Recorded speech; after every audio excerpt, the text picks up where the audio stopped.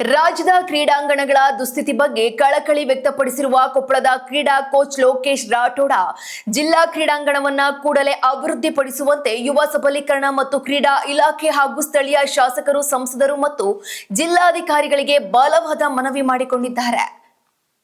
ಕ್ರೀಡಾಪಟುಗಳಿಗೆ ಸರಿಯಾದ ಸೌಲಭ್ಯಗಳಿಲ್ಲದೆ ಅವರು ಪಡುತ್ತಿರುವ ಪರದಾಟವನ್ನ ಬಿಚ್ಚಿಟ್ಟಿರುವ ಅವರು ಮುಂದಿನ ದಿನಗಳಲ್ಲಾದರೂ ಜನಪ್ರತಿನಿಧಿಗಳು ಮತ್ತು ಅಧಿಕಾರಿಗಳು ಎಚ್ಚೆತ್ತುಕೊಂಡು ಮೂಲಭೂತ ವ್ಯವಸ್ಥೆಗಳನ್ನ ಕಲ್ಪಿಸಿಕೊಡಬೇಕೆಂದು ಒತ್ತಾಯಿಸಿದ್ದಾರೆ. ಮಾಡಿ ಇನ್ಫ್ರಾಸ್ಟ್ರಕ್ಚರ್ ಬಿಲ್ಡ್ ಮಾಡಿ ಅದಕ್ಕಂತ ಒಂದು ಬಜೆಟ್ ಬಂದಿರ್ತದೆ.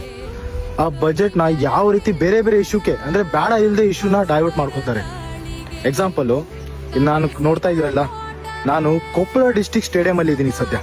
ನಾನು ಹೇಳಿದೆ ಕಲ್ಯಾಣ ಕರ್ನಾಟಕದಲ್ಲಿ ಇರಕ್ಕಂತ ಪ್ರತಿಯೊಂದು ಡಿಸ್ಟ್ರಿಕ್ಟ್ ಸ್ಟೇಡಿಯಂದು ಪರಿಸ್ಥಿತಿಗಳು ಹದುಗಟ್ಟಾಗಿದೆ ಅಂತ ಹೇಳಿ ಇನ್ನೊಂದು ಎಕ್ಸಾಂಪಲ್. ನಮ್ಮ ಯಾದಗಿರಿ ಡಿಸ್ಟ್ರಿಕ್ಟ್ ಅಂತೂ ಹಾಳಾಗಿ ಬಿಟ್ಟಿದೆ.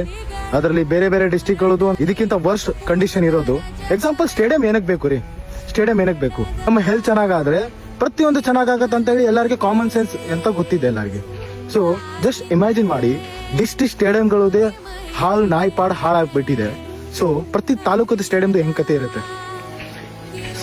ಎಷ್ಟೋ ಸತಿ ಧ್ವನಿ ಎತ್ತಿದ್ರು ಇವ್ರದ್ದು ಈ ಸ್ಪೋರ್ಟ್ಸ್ ಡಿಪಾರ್ಟ್ಮೆಂಟ್ ಏನಿದೆ ನಮ್ಮ ಕರ್ನಾಟಕದಲ್ಲಿ ಒನ್ ಆಫ್ ದಿ ವರ್ಸ್ಟ್ ಅಂದ್ರೆ worst department ever I seen. Because ಅವರು ಸೌತ್ ಸೈಡ್ ಅಂದ್ರೆ ಬೆಂಗಳೂರಲ್ಲಿ ನನಗೆ ಗೊತ್ತಿರೋ ಪ್ರಕಾರ ಹತ್ತತ್ರ 7ರಿಂದ 10 ಸ್ಟೇಡಿಯಂ ನಿರ್ಮಿತಿ ಮಾಡ್ತಾ ಇದ್ದಾರೆ. ಅದು ಬೇರೆ ಯಾವ್ದು ಗೊತ್ತಾ? Synthetic stadium. ಇದು ಡಿಸ್ಟ್ರಿಕ್ಟ್ ಸ್ಟೇಡಿಯಂ.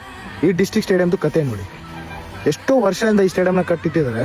ಜಸ್ಟ್ ನಾನು ತೋರಿಸ್ತೀನಿ ನಿಮ್ನ. ಪವಿಲಿಯನ್ನ ಮಾಡಿದ್ದಾರೆ, ಬಟ್ ಮೇಲ್ಗಡೆ ಯಾವ ರೀತಿ ಏನೋ ಛತ್ತಿಲ್ಲ.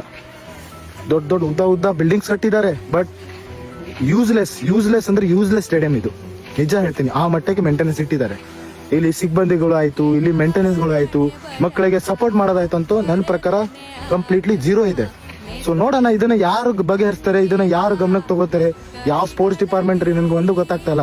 ಇಡೀ ಸ್ಪೋರ್ಟ್ಸ್ ಮಕ್ಕಳದು ಜೀವನ ಹಾಳು ಮಾಡಕ್ಕೆ ಇಟ್ಟಿರೋದು ಸ್ಪೋರ್ಟ್ಸ್ ಡಿಪಾರ್ಟ್ಮೆಂಟ್ ನನಗೆ ಗೊತ್ತಿರೋ ಪ್ರಕಾರ.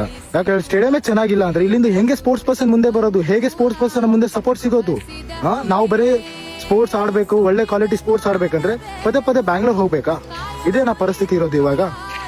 ಇಡೀ ಕಲ್ಯಾಣ ಕರ್ನಾಟಕದಲ್ಲಿ ಇರಕ್ಕಂತ ಸ್ಟೇಡಿಯಂಗಳದ್ದು ಇದೇ ನಾಯ್ಪಾಡ್ ಹಾಳಿದೆ. ಪ್ರತಿಯೊಂದು ಸ್ಪೋರ್ಟ್ಸ್ ಮಕ್ಕಳಿಗೆ ನನ್ನ ಒಂದು ಮನವಿ, ನಿಮ್ಮ ಸ್ಟೇಡಿಯಂಗೋಸ್ಕರ ಧ್ವನಿ ಎತ್ತರಿ.